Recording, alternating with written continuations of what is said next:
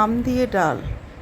চলুন দেখে নিই। প্রথমে মটর ডাল কুকারে 2টো সিটি দিয়ে নেব। এরপর কড়াইয়ের মধ্যে পরিমাণ মতো তেল দিয়ে তাতে সর্ষে, শুকনো লঙ্কা ফোড়ন দিয়ে সিদ্ধ করা ডালটা ঢেলে দিলাম। এবার দিয়ে দেব ধুয়ে কেটে রাখা আমগুলো। একটু নাড়াচাড়া করে দিয়ে দেব পরিমাণ মতো নুন, হলুদ আর মিষ্টি।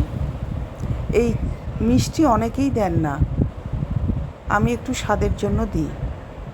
এবার দিয়ে দেবো 4টে কাঁচা লঙ্কা। আম ডালের সঙ্গে কাঁচা লঙ্কাটা খুব সুন্দর যায়। গরম ভাতের মধ্যে আম ডাল দিয়ে লঙ্কাটা একটু ডলে খেলে দারুণ স্বাদ লাগে, আমার তো লাগে। এবার ডাল 10 মিনিটের জন্য ফুটবে। দেখুন ডাল প্রায় হয়েই গেছে। ডালটা একটু কাঁটা দিলে বোধহয় ভালো হতো, কিন্তু আমি কাঁটা দিতে খুব একটা ভালো পারি না, তাই এমনি ঠিক আছে।